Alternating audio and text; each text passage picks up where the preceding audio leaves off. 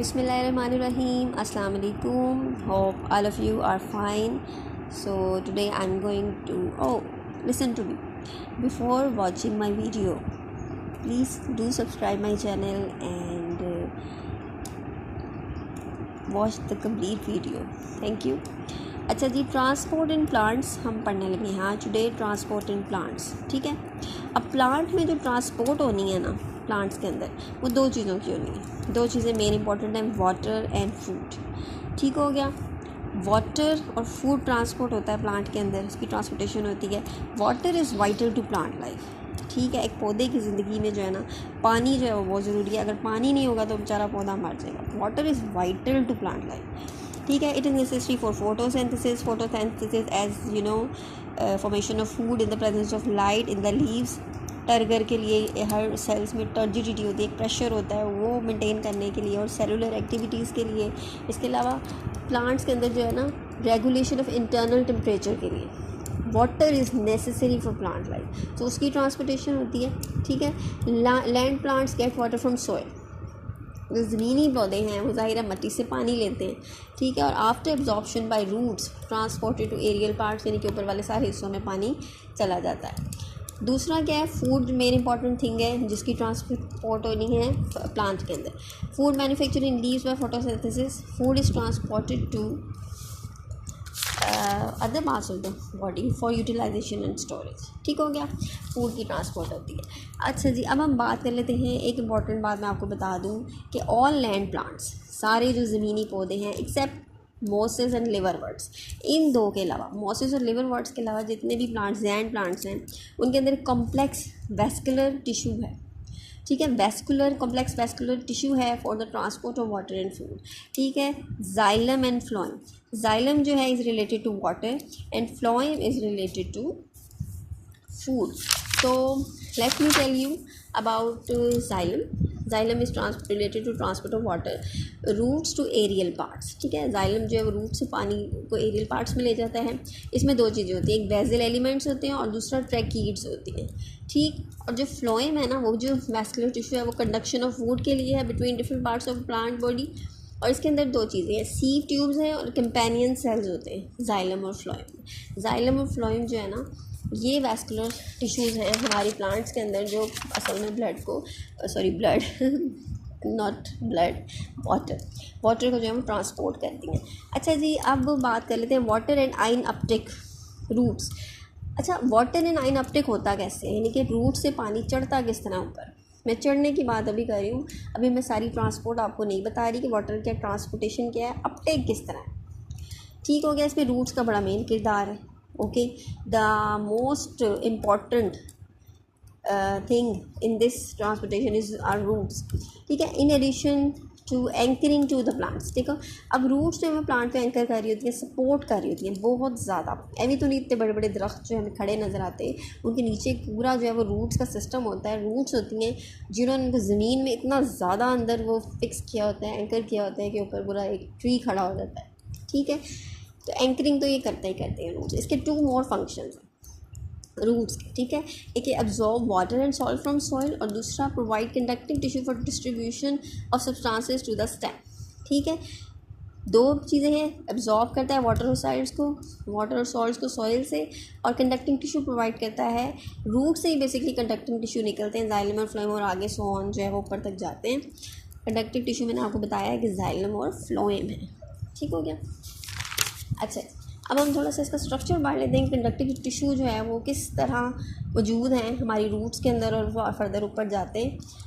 Conducting tissues of roots are grouped in the centre to form rod shape core, this extend throughout the length of the, ठीक है। एक rod shape जो है ना जगह बनती है, कोर बनती है सेंटर के अंदर, ठीक है। टिश्यू रूट्स के सेंटर में ग्रुप हुई होती है, और जो है ना इसके गिर्द, अब इस रॉड शेप सेंट कोर के गिर्द outside the conducting tissue there is a narrow layer of thin walled cells, the pericycle.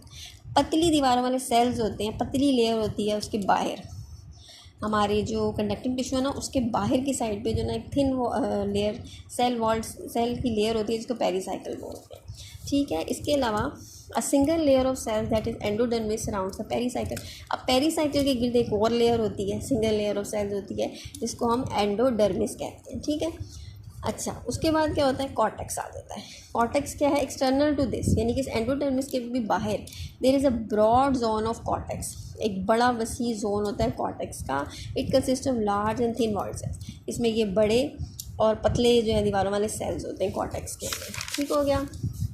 Cortex is bounded by outside by a single layer of epidermal cells.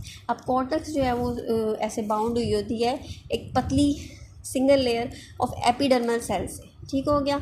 अब next जो है, ये तो हमारा structure चल रहा है, उसमें हमारे जो है वो रूट हेयर्स भी हैं। रूट्स के अंदर root also have clusters of tiny root hairs, छोटे छोटे रूट हेयर्स होते हैं which are actually the extension of epidermal cells. इन एपिडर्मल सेल्स से आगे एक्सटेंशन निकली होती है जिनको रूट हेयर्स बोलते हैं, ठीक है। और रूट हेयर्स जो है ना बेसिकली एब्जॉर्प्शन के लिए लार्ज सरफेस एरिया प्रोवाइड करते हैं फॉर एब्जॉर्प्शन, ठीक हो गया। ग्रो इनटू स्पेसेस बिटवीन, अब रूट्स क्या करती हैं, स्पेसेस के दरमियान ग्रो कर जाती हैं ज़मीन में, और फिर वो डायरेक्ट इन कांटेक्ट आ जाती हैं वाटर के साथ। तो फिर वहाँ जो है ना वो क्या होता है कि जो साइटोप्लाज्म होता है ना, रूट हेयर का जो सेल है ना, उसका जो साइटोप्लाज्म होता है ना, उसमें हायर कंसनट्रेशन ऑफ सॉल्ट्स होती है देन सोइल वाटर। पानी, ज़मीनी पानी जो है ना उसकी निस्बत इसके अंदर हायर कंसनट्रेशन होती है सॉल्ट्स की। हायर कंसनट्रेशन ऑफ सॉल्ट्स का मतलब है पानी कम होता है। तो पानी कम होने की वजह से क्या होता है कि जो पानी ज़मीन का है वो फटाफट जो है वो रूट हेयर्स में आ जाता है। So water moves by osmosis into root hair. मैंने आपको अपनी लास्ट वीडियो में ऑस्मोसिस जो है डिटेल से बताया था। Osmosis basically movement of molecule, water molecules है, it is related to water, transport of water, movement of water molecules from an area of their higher concentration to an area of their lower concentration through semi-permeable membrane. Don't forget to name semi-permeable membrane when you are talking about osmosis, ठीक है।